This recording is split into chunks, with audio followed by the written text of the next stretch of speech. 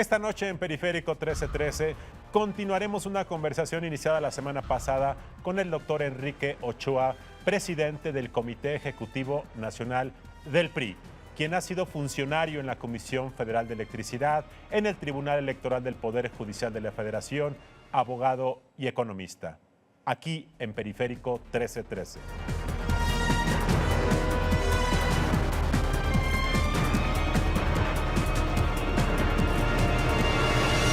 Enrique, muchas gracias por estar con nosotros. La semana pasada estuvimos platicando sobre algunos desafíos del PRI, hablamos del tema de corrupción, de las reformas estructurales. Y quisiera empezar esta segunda parte de nuestra conversación preguntándote, las encuestas muestran que por primera vez en su historia, al menos desde que se miden en las encuestas, el PRI aparece como marca en segundo lugar en la intención del voto hacia la elección presidencial de 2018. Yo no recuerdo que esto haya ocurrido antes. De hecho, cuando el PAN gobernaba la presidencia de México en la década pasada, el PRI aparecía como marca siempre en primer lugar. Esta es la primera ocasión que eso no ocurre. ¿Estoy en lo correcto? Permíteme hacerte una diferencia y muchas gracias, Luis Carlos, por esta oportunidad de seguir conversando sobre los temas importantes de la democracia en nuestro país. Cuando tú ves las encuestas, si mides la intención del voto del PRI, más el Partido Verde, más el Partido Nueva Alianza, que han sido partidos con los cuales hemos ido construyendo alianzas a lo largo del tiempo a nivel federal y estatal, lo que se advierte claramente es que en la sumatoria seguimos siendo la primer fuerza política en las encuestas con miras a la elección presidencial del 2018. Pero más importante aún es señalar que para la elección del Estado de México, en todos los estudios de opinión que se han publicado en diversos espacios, el PRI aparece encabezando las encuestas en todos los casos. Es correcto. El pasado domingo tuvimos elecciones en Zacatecas y en Hidalgo, y en las dos condiciones el PRI, con el apoyo mayoritario de la ciudadanía, logró salir victorioso. Y en uno de los casos, en el caso de Zacatecas, lo hizo nuestra candidata Judith Guerrero sobre la coalición PAN-PRD-PT, Claro. defendiendo Judith Guerrero la coalición PRI, Partido Verde y Nueva Alianza. Es decir, hay acreditados números en diversas encuestas, tanto a nivel federal como en el Estado de México, y los resultados recientes en las elecciones de Zacatecas y de Hidalgo, donde el PRI va a la cabeza. Enrique, después de observar la reunión del Consejo Político Nacional que hubo hace 2 o 3 semanas, uno externamente parecería ver que la selección del candidato presidencial de tu partido va a ser, permíteme decirlo de una forma tradicional o a la antigüita. El presidente de la República, con una influencia principal o mayor, decidirá quién es el candidato. Bueno, hacia adelante lo que hemos propuesto los priistas muy claro es que primero va el programa y después van los nombres. Tú has visto que en otros partidos políticos hay un personalismo desbocado. Totalmente. Se levantan los nombres de distintos partidarios, en Morena como López Obrador o en el PAN varios más, pero no están proponiéndole nada al pueblo de México. Lo que están diciendo es que ellos quieren ser, pero no te dicen para qué. Es correcto. En el PRI vamos al revés. En el PRI vamos primero proponiendo las ideas, el programa, el proyecto, y después vendrá el tiempo de los nombres. Quiere decir que se va a prolongar el nombramiento del candidato, digamos, hasta el último minuto de lo que la legislación permite. Pues no sé si hasta el último minuto, pero ciertamente en el momento oportuno donde la legislación lo permita. Pero lo más importante para nosotros es construir, con el concierto de la ciudadanía, la Agenda México 2040. Un espacio con foros regionales, donde expertos locales, estatales, nacionales e internacionales, con la participación de todos, podamos discutir los 8 principales temas nacionales, que se puedan profundizar y ampliar en función de una discusión abierta, plural y democrática. Enrique, la semana pasada yo te hice una pregunta semejante y permíteme hacértela otra vez. ¿Cómo no? Y otra vez tomo como ejemplo la elección de los Estados Unidos. En los debates presidenciales, Hillary Clinton era la mujer sofisticada, conocedora, con propuestas, con datos. Trump era el demagogo que solamente decía una palabra y no lo sacabas de ahí, con un lenguaje pobre, vulgar. Ganó. Tu propuesta México 2040 parece ser bastante responsable, pero lo que yo no sé es si esa plataforma sofisticada de políticas públicas sea suficiente para combatir el simplismo que pueden tener otros candidatos, entre ellos López Obrador. Yo estoy convencido que los mexicanos buscan propuestas de solución concretas y posibles, viables, convincentes, para mejorar las condiciones de nuestro país. Mira, Luis Carlos, yo tengo una hija de 2 años y medio. Sofía María para mí es la razón por la cual quiero más a mi esposa todas las mañanas. Estoy profundamente feliz de mi familia y encuentro en ella la motivación para construir un mejor país. Yo estoy convencido que todos los mexicanos tenemos una razón así de potente para transformar nuestro México. Y lo que estamos buscando son propuestas de solución concretas a favor de la construcción de un México más justo, más libre, más equitativo. Por esa razón estamos convocando desde el PRI a la construcción de la Agenda México 2040, con la participación en foros regionales de todos. Muchos temen de que, bueno, no temen, depende de qué lado estás, pero muchos dicen que estos simplismos demagógicos que han sido patentes en muchos lugares del mundo, como en Estados Unidos, se van a reproducir a México y que por lo tanto el candidato más eficaz en ese sentido sería Andrés Manuel López Obrador. ¿Tú compras ese argumento? De ninguna manera, y te diría una cosa más, López Obrador constantemente le ha mentido al pueblo de México. Presentó una 3 de 3 firmada bajo protesta de decir verdad, donde ha quedado acreditado que le mintió al pueblo de México.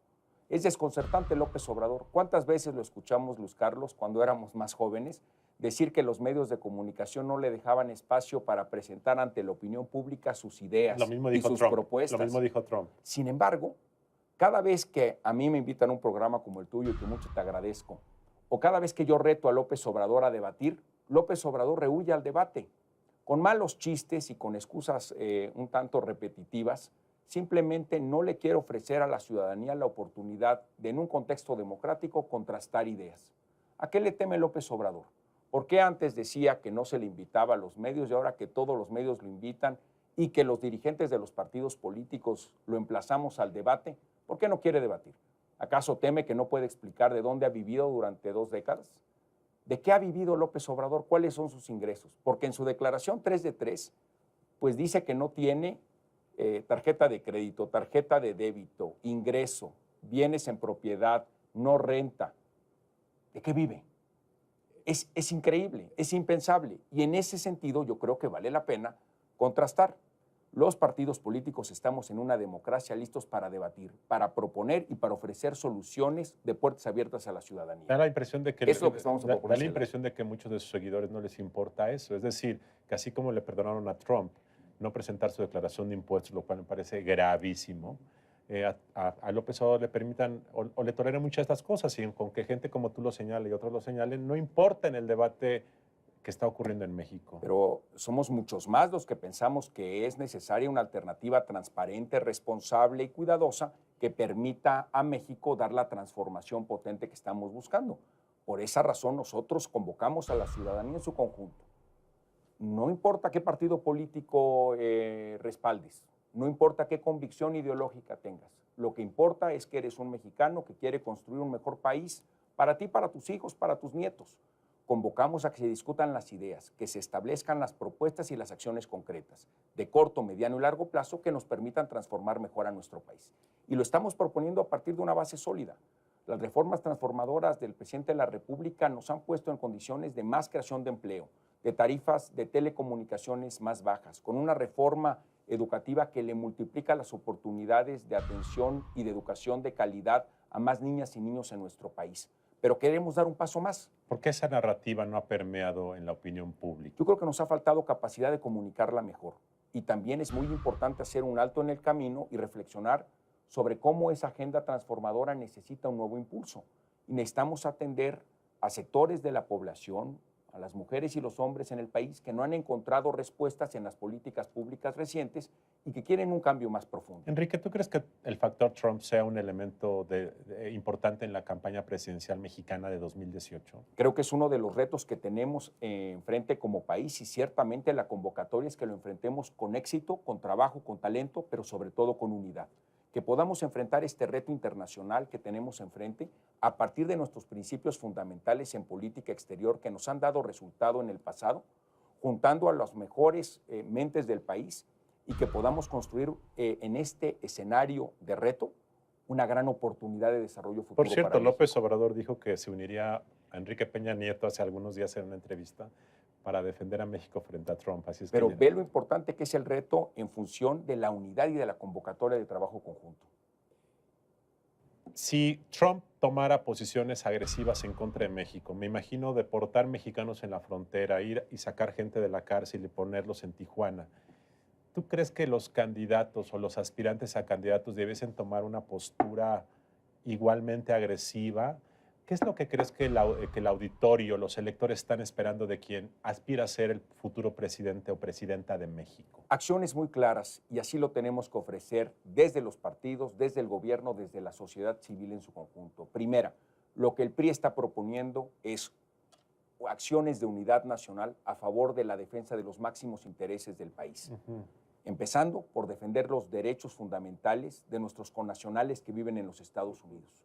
Segundo, que podamos de manera conjunta defender la agenda de inclusión, de participación económica y comercial entre los dos países, que han arrojado beneficios mutuos, pero sobre todo poner especial énfasis en que la agenda comercial y la agenda económica binacional sea benéfica para los mexicanos. En tercer lugar, tenemos que tener una relación muy puntual con las organizaciones de mexicanos que viven en el exterior, de manera tal que podamos unir la agenda de manera propositiva. Y en cuarto lugar, tenemos que activar la diplomacia parlamentaria, que los congresistas mexicanos estén en vínculos profesionales con los demócratas y republicanos en ambas cámaras del Congreso norteamericano para establecer una agenda binacional común. Y la participación del sector empresarial, comercial, de las micro, pequeñas y medianas empresas que participan de manera directa en el comercio internacional, que se sumen en la propuesta de encontrar soluciones transformadoras y sobre todo grandes oportunidades en el entorno internacional que enfrentamos. Enrique, finalmente para terminar esta conversación, quisiera que te quitaras tu cachucha de presidente del PRI y te pusieras la de politólogo y la de alguien que trabajó en el Tribunal Electoral algunos años y hicieras una reflexión. ¿Cuáles son los desafíos y retos de la democracia mexicana para las próximas décadas? Si hubiese que sacar el desarmador y ya cambiar algunas piezas del tablero de la democracia mexicana, ¿dónde están los problemas que hay que enfrentar para mejorar la calidad de nuestra democracia? Primero, hemos visto en varias elecciones de manera preocupante, Luis Carlos, el nivel de abstencionismo, es decir, la falta de participación directa de las mexicanas y de los mexicanos el día de la jornada electoral. Claramente la democracia es mucho más que votar, pero empieza por el voto. En consecuencia, todos los partidos políticos, pero también los politólogos, los medios de comunicación, la sociedad en su conjunto, tenemos que encontrar mejores elementos de participación en nuestra democracia. Los partidos políticos tenemos que transformarnos, Luis Carlos, porque cada vez es más distante la relación con las nuevas generaciones. Tú y yo hemos sido profesores universitarios mucho tiempo. Y uno de los aspectos que claramente encontramos en las nuevas generaciones, al menos desde mi perspectiva, es que son claramente politizados, pero no son partidarios. Necesitamos los partidos políticos de una profunda transformación para poder conectar con estos electores y poder conectar con la ciudadanía en general para construir alternativas de transformación que mucho demandan los mexicanos. Otro elemento que creo que es fundamental es que tenemos que encontrar la manera de cerrarle el camino al dinero mal habido, a las campañas políticas. Por eso impulsamos dentro del PRI una transformación, trayendo los mejores casos de instituciones anticorrupción de otros partidos políticos en un estudio comparativo. Lo que traemos es una nueva institución al interior del PRI que permita atender de manera preventiva y de manera oportuna los casos de corrupción. Primer elemento, revisar puntualmente las trayectorias, los perfiles curriculares de las mujeres y de los hombres que quieran ser nuestras candidatas y candidatos, de manera tal que le ofrezcamos a la ciudadanía las personas más honestas y con mayor arraigo en la comunidad.